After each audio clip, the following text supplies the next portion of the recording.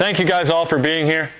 This is awesome, very anticipated night that we've been kind of planning over the last couple years, to be honest. It just took us a while to actually make it happen. The space before was a little bit more congested.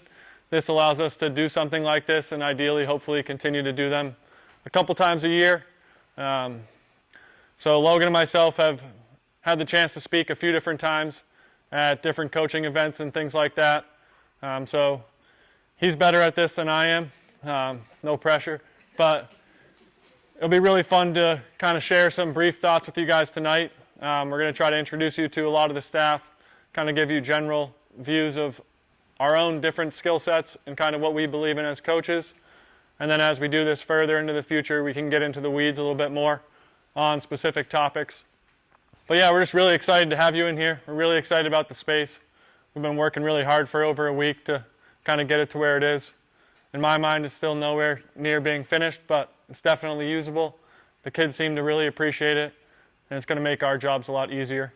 The biggest thing that we wanted to talk about tonight was just kind of being thankful to you guys for entrusting us with your kids and kind of asking good questions, challenging us. It's an incredible job. We feel like it's not a job because we have fun every day, but we're faced with new challenges every week, whether it's individually or as a group. And a couple things that we really stress as a staff is just continued education and trying to further ourselves and make sure that we're kind of on the cutting edge or ahead of it, because all of us at one point, our playing careers came to an end. And I think some of the things that we struggled with are things that we've really taken initiative on learning so that we can help kids if they seem to run into those same things. So the first presentation we're going to give is going to be on essentially just our philosophy on how we try to make players better. So a brief background. We played high school baseball together, competed in Little League against each other. We're always trying to help each other be better for the teams we were on, followed very similar trajectories and paths, and I don't think that's by coincidence. Multiple times we were long tossing at Exeter High School on the turf when it was as cold as it is out now, seeing who could throw the ball further and just pushing each other. And so when my playing career came to an end, I tried to have a regular sales job. And after a couple months, I realized I really didn't like it. I had been around baseball for the last 8 years at a pretty high level and figured I have a pretty good set of information that I would like to apply, but I was a very novice coach. So I hit the ground running, had a handful of these guys that you'll see in a video at some point that are now in college or out of college, which is crazy, who we started kind of coaching. But from my perspective, it didn't really take off until Logan and I got together and we're coaching the same athletes. So I was doing mostly baseball skill work and trying to convince kids that they need to work out and convince them that they should eat right, but I'm not a strength coach. And so hearing that from me didn't necessarily go as far as it did from someone who knew what they were talking about. At the time, we were working about 25 minutes away from each other in different buildings, and we kind of just had this thought process of one day if we could have this, it would be incredible. And flash forward, I want to say 7 years to today, which is pretty awesome. We have well over 80 middle school and high school athletes who come in, train consistently each week. There's over probably 60 or 70 kids who are currently playing in college baseball who've trained in here at some capacity, whether it's on the green turf where we started or in the black space that we had for the last couple of years. But it all started during the pandemic. So at the time I worked in professional baseball with the Brewers, and I was home and I had no idea what to do. And college kids didn't have a season. And so we just started meeting at Exeter High School and PEA and different fields around and kind of give kids bullpen slots every 20, 30 minutes. And slowly things fizzled into getting into this green space, which was very tight.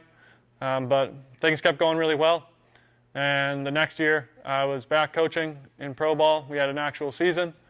But right around June, July was kind of when we realized that things here were going really well and the two of us needed to be here all the time. So since that September, we've been at it full speed. And again, thanks to you guys for kind of allowing this space to be what it is. It wouldn't exist like this if it weren't for you guys and the athletes that have come before you guys and that will come after you. But basically what I'll talk about briefly for the next few minutes is going to be how we think kids can get better, right? There's mixed messages everywhere, whether it's social media, whether it's coaches, and we want to help you sift through that information and answer questions that might be confusing to you. So let's get it started. See what we got. So the biggest thing that I've realized as a coach is your responsibility is to speak on the truth, right? So a lot of what we do in here is measured in some capacity, and the reason being is that we're using that information to give quality feedback to the athletes on what they're good at and what needs to be improved. It's not going to be a lot of stuff that we just come up with on the spot.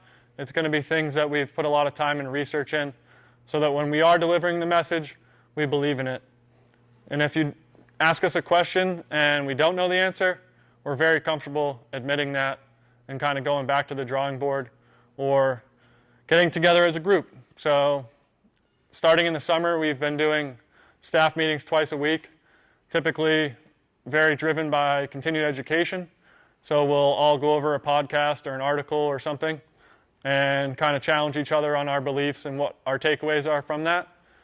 We've been slowly putting those on YouTube. So I think we have 5 or 6 of them on YouTube now, and you can kind of go through and watch those. We've had some guest coaches and some people that we like.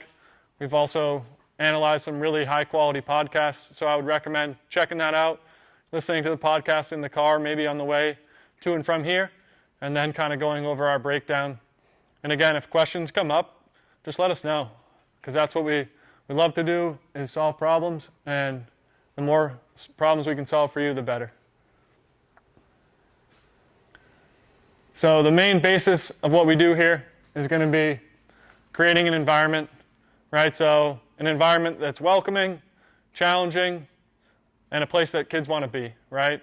If you've ever been a part of a team and you don't like the environment, chances are that sport's not going to be very fun, and you're not going to want to get better at it. You're not going to want to challenge yourself.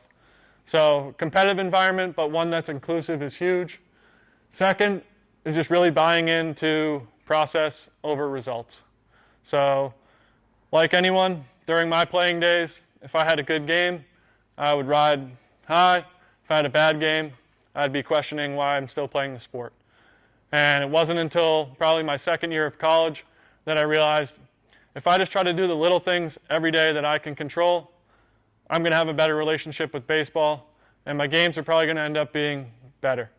But I was 20 years old when that clicked, and so what we really try to drive home is if you're 13, 14 years old and you can start to comprehend this, then when you're 16, 17, 18 and your body's really changing, if you're focused on process over results, you're going to allow yourself to make massive gains, right? If you're super excited about being really good at baseball when you're 12, that's awesome. It gets you to love baseball.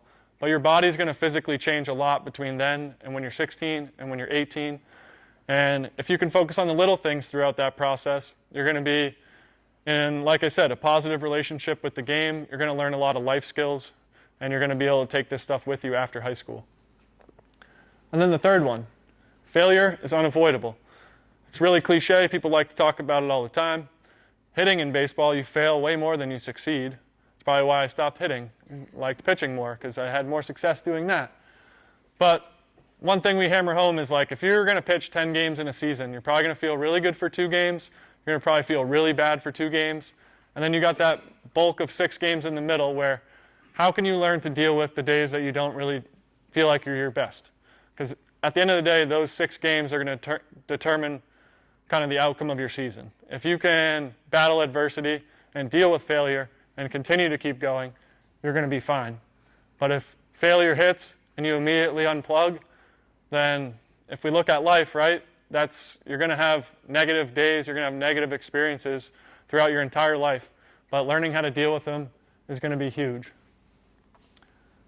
So like I said, we really want to build an inclusive environment. So this building has had Major League Baseball players train in it, and we've had 7-year-olds train in it. And that's happened at the same time. And the reason being is you'll see us always giving guys handshakes, is we really want to teach them that they're allowed to communicate with the peers around them. They're allowed to look up to the kids that are older than them. They're allowed to help the younger kids around them. that makes this place a really fun place to be, and it makes what we do really special. So a couple of things is, again, just setting goals. So when you guys all met with Logan during your initial assessment, one of the things he discusses with you is going to be short-term, long-term goals. Kids usually don't have an answer for the first couple minutes, but eventually they start speaking upon what their goals are, and then we can use those goals to remind them when they're in here, and it is a day that they're sluggish or a day where they're not really feeling it. Like, hey, do you remember what the goal was? Because that allows them to stay kind of process-driven, and it allows them to establish a process of, you might have some good weeks and you might have some bad weeks, but again, if you control the little things, over time you're going to see progression. And then the last one, just be accountable, right? I think we're really lucky with the athletes and human beings we have in here. No one's really like a bully, no one's really mean. If they are, chances are this isn't going to be a place they like, because we keep them accountable to cleaning up after themselves, how they treat others, how they treat us, and that's something that really allows the culture to be what it is, which I think is what we're most proud of here. So why do we do a semi-private setting? So we do some one-on-ones, but a lot of that stuff is for athletes that can't handle or can't make it here consistently enough, right? We do a one-on-one when you first show up as initial assessment, and then we do some stuff one-on-one here and there. But the main thing, if you go to the next one, is that I've never been a part of a baseball team that has a one-to-one player-to-coach ratio, right? It just does not happen. You are going to have to learn how to be independent. You're going to learn how to answer questions for yourself. You're not always going to get the attention of a coach right there with you. And the quicker you figure that out, the easier it's going to be for you when you are facing adversity to be able to deal with it. It's also going to help you in all other aspects of your life. Next one, creating competitive environment. So again, we track a lot of things. We have a lot of things that produce objective feedback because we want athletes to compete with themselves. That's the whole point of playing the game, right? We remind them, you play the game just like the reason you play spike ball. You try to beat your friends and it's fun, right? You should be trying to beat yourself and beat your friends when you're training, and it should be in a way that's warm and welcoming. It shouldn't be in a way where you boast that you're better than someone, but if you ask any of the kids who train in here, if someone else has a PR day or does something really cool, it's really cool to see 10 or 15 guys behind them on the mound cheering them on or talking to them after about it. And again, just competition, that's going to be life. They're going to have to compete in life, and the more they can learn to do that, the better. If you're in a place where you're the best player all the time, chances are that's not an environment that's going to drive you to compete very much. If there are athletes and players around you that are better than you, you're going to strive to catch up with them. So we talk about creating effective feedback loops. So essentially what that is just going to be quantitative information, whether it's after a pitch, a swing, a lift, a jump, all these things. So we want to really remove the subjective opinion-based side of things, and we want to give them real information, right? So there's a lot of money worth of technology in here, and the main reason being is if a kid throws a really good pitch or what they assume to be a really good pitch, we want to be able to back that up with data and show them why. So we use things like high-speed cameras, TrackMan, hit tracks, amongst many other things in the gym that Logan can discuss. But it allows you proof that you're getting better rather than just someone telling you you're getting better. It's much easier to trust something that's giving you this information. It's also how players are graded in baseball. So if you guys ever watch Major League Baseball, especially if you're at a park now, they show all the TrackMan data on the scoreboards at the field. Those players aren't getting graded just on how hard they throw or how many strikes they throw. There are a lot of other metrics that determine whether those pitches are good or bad. And it's really cool because we have some kids in here that are like 14 years old that can analyze TrackMan better than I could the first year I worked in pro ball. And I think a lot of that is to the fact that they're all communicating and sharing information with each other, whether it's coming from me directly to the athlete or another coach directly to the athlete. These guys are teaching themselves and each other about different pitches, pitch grips, pitch shapes. We have a lot of examples of different TrackMan shapes on the wall back there from a lot of Major League Cy Young winners. And it's really cool because kids can then start to see like, wow, I can actually do what these athletes can do. I'm just a lot smaller, and I'm going to get bigger and stronger, and then I can continue to do those things and analyze things that way. Again, accountable to the process. We talked about that. Just cleaning up after yourself, being a good person, looking people in the eyes, shaking hands, all that stuff goes a lot further than just baseball, right? As you guys all know, you guys are all going to have to get a job at some point, and you're going to have to do an interview, and you're going to have to shake someone's hand and look them in the eye. And the better you get at that, the further you're going to go. You're never going to walk into a job interview and give someone knuckles. I don't think that would be a thing that I would recommend. It allows you to realize your low-hanging fruit, right? So if there's something that you're not that good at, we want you to know, because we want you to do the things that you are good at.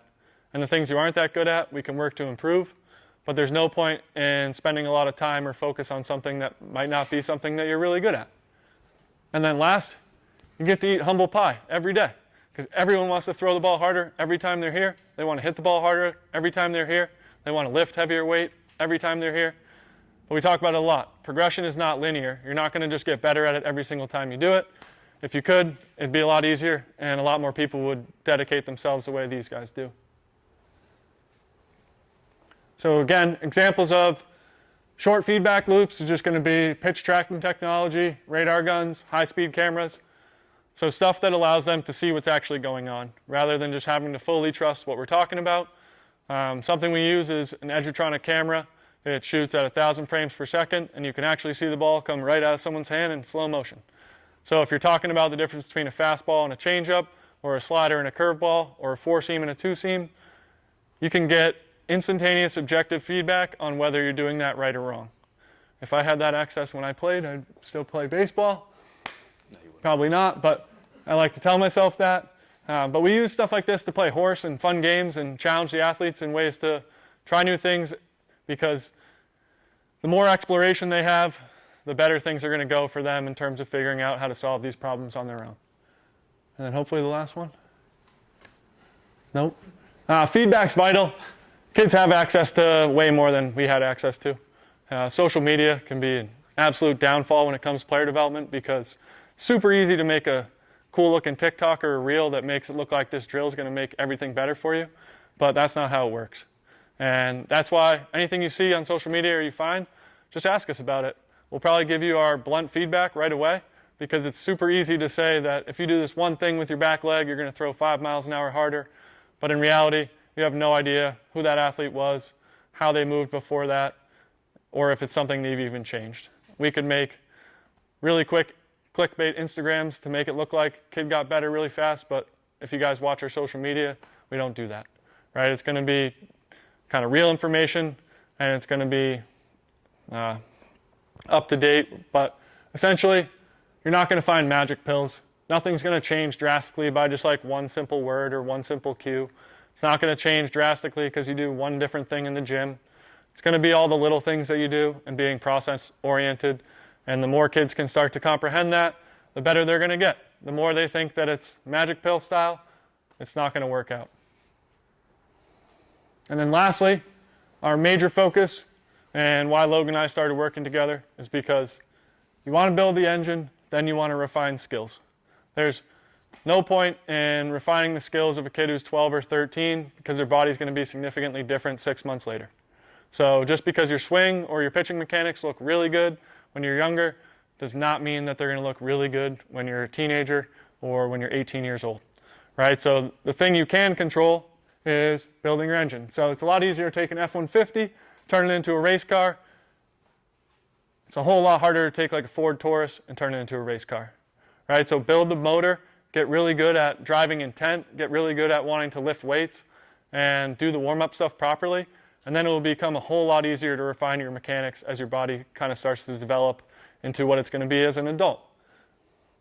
But again, overemphasis on mechanics is a poor use of training time if your engine's weak, right? So we could spend all the time in the world with you in the cage working on your swing, working on your pitching mechanics, but if your engine's not strong enough, you're not going to be able to make the changes that we want you to make, and you're not going to be able to push the intent level to the same level that you want to push it. So that's all I got. We're going to let Logan go next. But thanks again for listening. Hopefully I didn't go too long. Thank you, guys.